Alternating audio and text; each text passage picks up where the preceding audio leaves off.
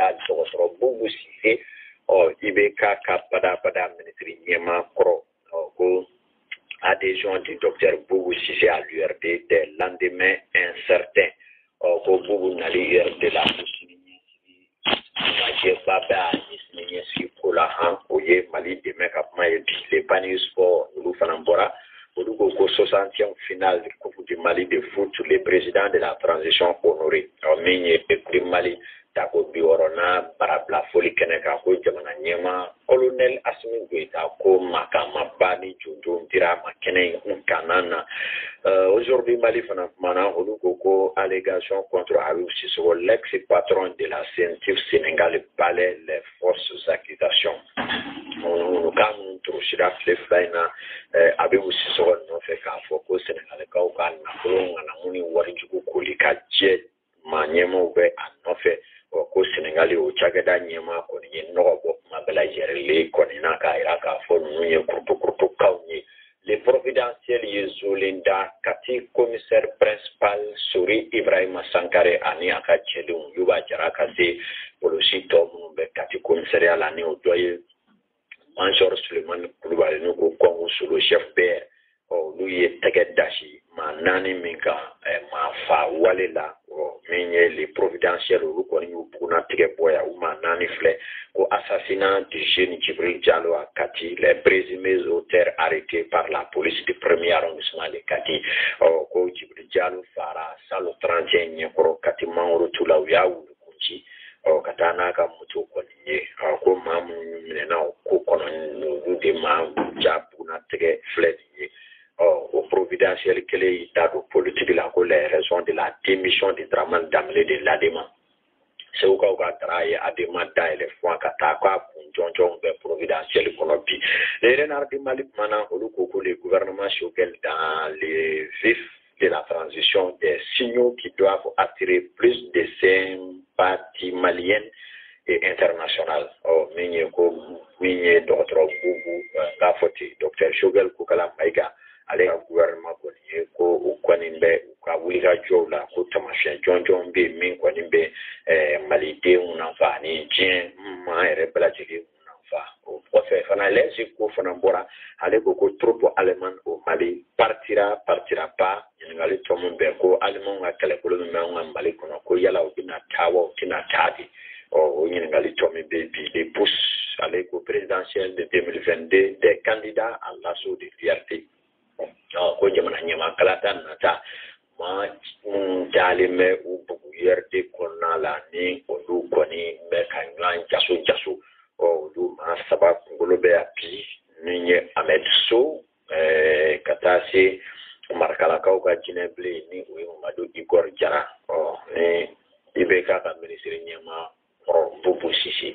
no koni saba bela jele koni to ngure mawye mun tara yerde kono wana ke ni ma chama nyenke ne ko mole do smala la toro ka to balula l'observatoire de Fonambora ale ko harmonisation des grilles salariales vers l'état de grâce entre le gouvernement et le 20e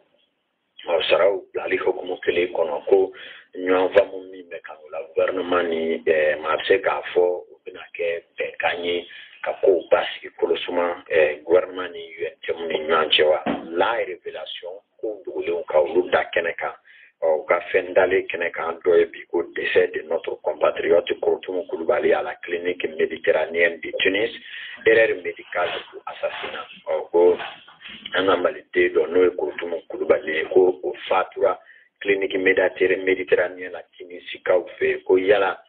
et cadre d'autres cas fili de Karasawabuye Kafawa Walima et cadre afo afaradi onye ngali tom de be olu fe o yeso le na sigu fananga ko la fe mu de so kura menacé de disparition ko sonin kura fermu romimbe ko ni wule ga joma ke ko bo be ngi ngatana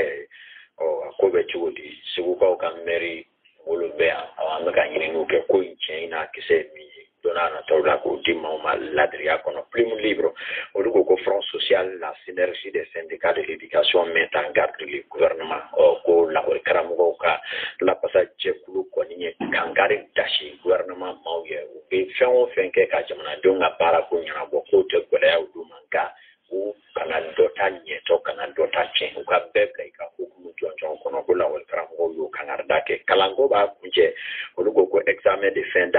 ministère de l'Éducation s'engage à empêcher la fraude et la fiduciaire. Nyina kimeli munum ga sala bala no ye defu ni baki wi ko ministre ni nyeshini kalango makoko ko wulika jo pela jeli bike wasa kimeni sebe umme fulo limunum ke ani ka do awa namara mun fana mike no ye ko daja mana ye ka sijo ngam ko ni bebi na kele nyina sala saka bisaba ni duru ben ngen sheki kan don kibaru bisiro olu be punche ya menye teacher sisogo lycée Mambila Cheikh Mara an flepa badu an ga foli be siso en wati na na de ma fele du ka do ko mege ko afana ni so fanda to ta no ta bi ba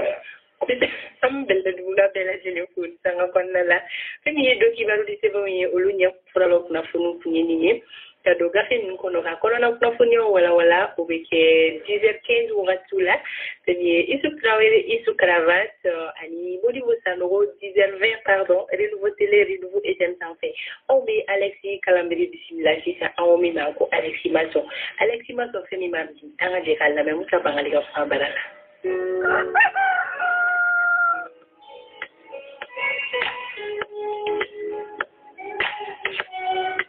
aywa samye damne ka gele bamako kawbulu ko sebe sisa yare ato be juguyara katugu ankebala inchibu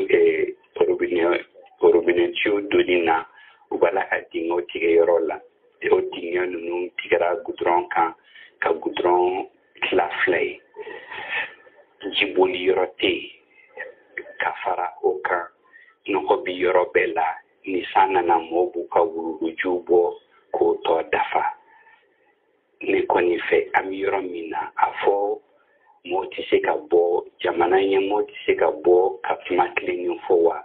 yala adagalendo beka stratige dewa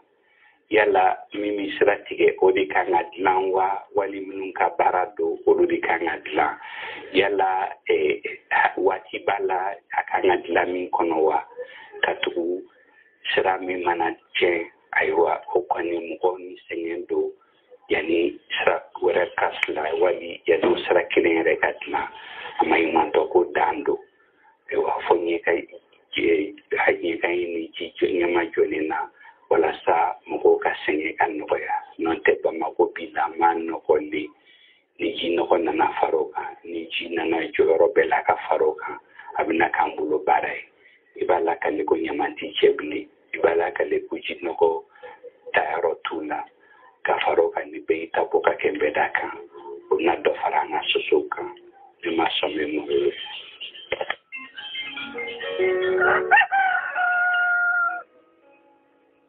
l'estimation yoro mima obeita likenna ame famel ko ni mani okini na bela jelefe amaro ni bato on wadu ma wudede ame obisimla sita kibore okura bora ka bin terenko ali la halala sarata temene afma konchara kusobe ula kabiri ni kuna funye bora ka bi anyabala ka fofe mi terensera ere para ke bawoye amanyini ka olu akilnata don isa kabasigi ali wele bla terensera bara ke bawo luka la façon manye mama ale be nyefol ke anyi musa keita anga diga keita la mai saka baka ne ga juri trafi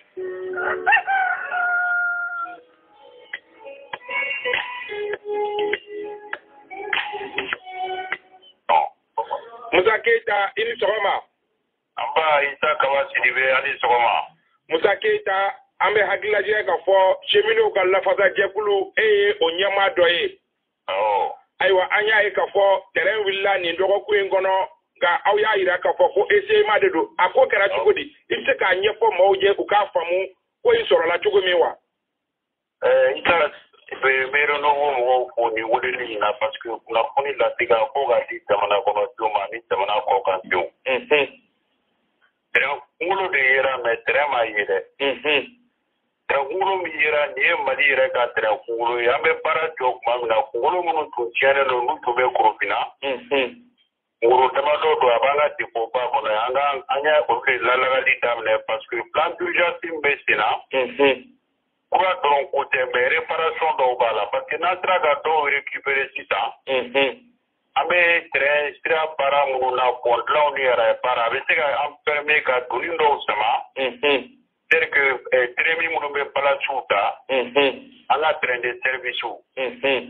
donc machine mi be na le to 2205 bali tu wore uri munu be ko fina uru be ni parake ta machine ka ni do ala kala bo onya nyama ma vraiment chimino borani machine ko fina kana kuru chango ya bu ka tenga tabla nola mais quand beaucoup trafic rebe tamine autoray tato flek to ma pe kayu bien autoray wuli to flek kayu te si ça on veut que pour ça là-bas voilà jamana nyamo ko ne bu sa u son ere de ku se be bela tele na pour que trango nga woni nga ko mali to sina surtout kai kaw aywa keita mo chama ko fe ko ko munun kera ka koro ko ka terrain na bo ka la munun ka sege ko ka mo jabu ko o nyora de do ibise ka je anye ka ko o teyoro no ne ba je ka fo ngolo mi bora me siga ka fie o te trafiki damne to ngolo ide be ka jabu de o be jabu ma ke o ko re me woni ma do ngolo ko ni bora anyere nyala la anga akli na anga dongula no plan an amanti ka gouvernement ko na bela fene se ko mi ngani mi pour que gouvernement fene de meni para bela delena se mene feru uriyo ka dongo de ira ko no tunga jamana ko no tunga ni ala ni création na ma tremte wi d'ici le 31 décembre la banal kan si dogo kono aywa anye nene kuma ko laba minge iya fo ka ko chemino kuma impliqué ko sabe bara na o wakati ni sanche ko chama falena yalma bibina aw munu chemino koroye bara imbe ka ke aw sembe alawa même financier de causa si ça ko changera parce que para be ke chemino fer kono bi chemino be activité la o be nyinga inga para mi amerom na sisa negesira para la urube negesira fe kata kukai nyon na tai na pomble sabambe no mai na poni tugoto poni galugo point o pon para kilomita sur chantier société mi o contrat sur ruga mi non sedi dam na amna to para o lancement ya maina donc ouvrir mon me ko finalement ta ko plan e ruga résultat de fleni donc si ça nyamo me so pas faire quoi avec para ka bi sara mo la même chimino mo be retraité la be wolele no beta da doni para la aywa musa keta nyininga laba aw ka sara ko ni do be no munu geleno kawla dimi doni olu ko nyana bora sara ko be chuko lisa alhamdulillah ambe sara ko ka sara kala u be kison ni ala ma pasi ke fefeu ni no na tan wona mena kibara di malitunwa parce que anye santamanga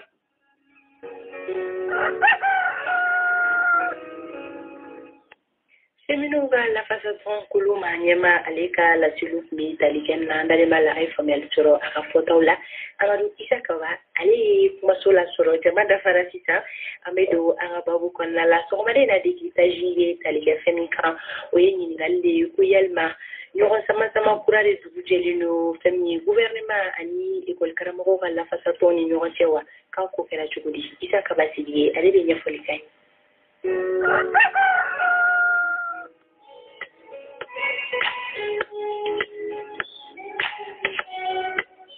Comment folivier? Pendant ce temps, il faut l'amener à folie, terre à boire, kati. Modou el konarema, monsieur honorable, minable, na tabigal na village la ama foka wal wado kan lama ko on fleur ba pere de fo krengren yala lama ko amon be jamana poka e wolu chama be no kunu kap na foni soro yoro yi angani jamu kan ya be wal madu to rango oui ko kamal de oui chama sana ko tege jale na do na kira sabali turu tira ukele mawa basi be kama be da ba ko no akadanye iganye fonje ko problem jumeni be gouvernement ni ko karamo ko na pasapo ni nyon tela la kan ko kara chuko ditu ko no betu le no nyon adoni ni achemene ma ol chetemne ba e ko fo e ko de do ko mini turu bakele de do na nya fora tro ibe afamu e mercredi temene araba temene au conseil des ministres c'est pas e ko fo ministre gouvernement yi décision plébile par l'état décision plébile ameni ate sarako punkan chugodi ma jamana chakela ube kasa sara ka bila hakɛ kelen na a fɔ k'a fɔ ko ni mɔgɔ min ye kapotigi o ni maîtrise ka bila fɛn kelen nka harmonisation de la grille salariale o kuma de bɛ se mais ni o kuma fɔra o bɛ ɲugu wɛrɛw de wuli n'i ye o babu yɛrɛ ta ka jɛ i b'a ye k'a fɔ o basun ye INTM mɔgɔw ka cahier de charge ka doléance kɔnɔ INTM mɔgɔw ye ɲinini minnu kɛ o bɔ o de kɔnɔ INTM de ye laɲini kɛ ko saraw ka dama kɛɲɛ jamanaden bɛɛ ni ɲɔgɔn cɛ olu fana b'o fɔ kun jumɛn na olu b'o fɔ ka sababu kɛ olu ka jateminɛ la lɔgɔli karamɔgɔw ka makama dɔ bɛ yen nɔ min bɛ u bila mɔgɔ tɔw sanfɛ dɔɔni donc ko ninnu tugulen ɲɔgɔn na ka sababu kɛ lɔgɔli karamɔgɔw fana ni an b'a dɔn ka fɔ o mankan juguyara ka tɛmɛ INTM mɔgɔw ta kan wagati laban na ka sababu kɛ o fana ni ɲuguɲugu dɔw ɲagaɲaga o tɔ kɔlɔlɔ bɛ jamana kuntigi kɔrɔ Ibrahim Bokar Keïta n'a ka mɔgɔ dɔw nɔfɛ halisa ka sababu kɛ san 2019 san 2020 lɔgɔli karamɔgɔw ye baara bila camanba kɛ fo ka na se tagamaw ma gosili bɔra tagama minnu na ni mɔgɔw kun sɔgɔra dimiw ni fɛnw bɔra la kosɛbɛ a kuma cayara kosɛbɛ a labanna transition daminɛ ni wagati tariku an bɛ ka tariki dɔ fɔ olu ka makama min n'u ko kuma la n'a tɔgɔ ye ko article 39 ni o ye sariya de ye sariya min ni jamana yɛrɛ ye jamana bila la o accordera olu ye o bɛ mun fɔ ko tiɲɛ don aw ye aw jamana lafasa jɛkulu ye aw tɛ jɛkuluba ninnu faralen ɲɔgɔn kan aw tɛ olu la fɔ ma ko statut autonome b'aw bolo ko nka ko aw bɛ se k'aw ka kɛlɛw kɛ k'aw ka laɲiniw kɛ wagati bɛɛ n'aw y'aw ka kɛlɛw kɛ k'aw ka laɲiniw kɛ ni laɲini minnu sɔrɔla o don ko nka ko lafasa jɛkulu statut général INTM CSTM CDTM ani naaninan ko n'olu ye kɛlɛ fɛn fɛn kɛ ni makama min ni jamana y'o di olu ma ko o makama o bɛ o dɔ bɛ di aw fana ma article 37 fɛnɛ fɔra de ɲini ok sisan ni gouvernement na décision ta ko ka bɛɛ dama kɛɲɛ o kɔrɔ ye ka fɔ maîtrise bɛ e bolo maîtrise bɛ Amadu bolo e ye baarakɛla ye mairie la Amadu ye baarakɛla ye impôt la aw bɛɛ ka sara kan ka dɛmɛ kɛɲɛ olu ka faamuyali la ne ye lɔgɔli maîtrise ye maîtrise bɛ ne fana bolo ne bɛ anglais cours de di école la ne ni aw bɛɛ ka dɛmɛ kɛɲɛ kuma in bɛ ne de fɛ nka lɔgɔli maîtrise bolo bi bi in na ni o kɛra o ye injustice ye olu kan ko baaraw kundama tɛ kelen ye baaraw kɛcogo tɛ kelen ye et puis ninnu tɔw olu bolo indemnité ni fɛn wɛrɛw bɛ olu ye min tɛ lɔgɔli maîtrise ye. D'accord. Donc lɔgɔli maîtrise bolo bi bi in na olu ka indice ye 200 ani 76. N'i ko k'i ka dama kɛɲɛli kɛ i bɛ tɔw bɛɛ la na o 200 ani 76 la indice ye fɛn dɔ ye saraw bɛ jate min kan jamana sara kɛcogo la n'i ye école maîtrise ta o niveau la bi o de bɛ t'i jɔ 200 ani 76 ni 6 ani 4. N'i ko ka bɛɛ dama kɛɲɛ o kɔrɔ ye k'a fɔ ko fonctionnaire tɔw fɛn o fɛn bɛ o niveau la olu bɛɛ bɛ na o niveau kelen na école maîtrise ko ni o don n'a ma ɲɛ k'a fɔ ko o makama dira olu fana bɛ bɔ o 200 ani 76 la ka dɔ fara olu ta kan olu ni tɔw kana dama kɛɲɛ parce que makama min dira tɔw ma olu fana kan k'o bénéfice ko in compliqué don a faamuyali compliqué don mais ko gɛlɛya yɛrɛ ye ɲini article 39 ye mun fɔ ko chaque fois que dɔ bɛ fara tɔw ka indice kan ko o bɛ fara école maîtrise ta kan ni dun ye ni opération in kɛ o fana bɛ dɔ fara école maîtrise fana ta kan olu ka faamuyali la mais ni ye INTM mɔgɔ ani baarakɛla wɛrɛw ɲininka olu b'a fɔ ko bɛɛ ka dama kɛɲɛ dama kɛɲɛli gɛlɛya ye min ye école maîtrise bolo école maîtrise fɛ tɔw bɛ atelier ani fɛn wɛrɛw kɛ tɔw bɛ indemnité minnu ni fɛn minnu sɔrɔ olu école maîtrise t'o sɔrɔ et puis olu ka baara olu bolo olu ka baara ka girin kosɛbɛ ka tɛmɛ mɔgɔ caman ka baara kan parce que i bɛ tile journée kɛ jɔlen bɛ n'i tɛ jɔlen l'engrais b'i bolo olu bolo olu ni tɔw man ka dama kɛɲɛ donc gɛlɛya yɛrɛ ye niveau de ye donc o de la depuis kunnafoni bɔra INTM mɔgɔw olu minnu kɛlen don ka bagabagali bere kɔrɔta olu y'u ka bagabagali bere jigin o jigintɔ bɛnna ni lɔgɔlimɛtiriw kelen kun t'a yɛlɛ a baara gɛlɛyara Amadu se ka dɔɔni fara fɛn kan c'est-à-dire ko in ka gɛlɛn n'i ye a fɔ ko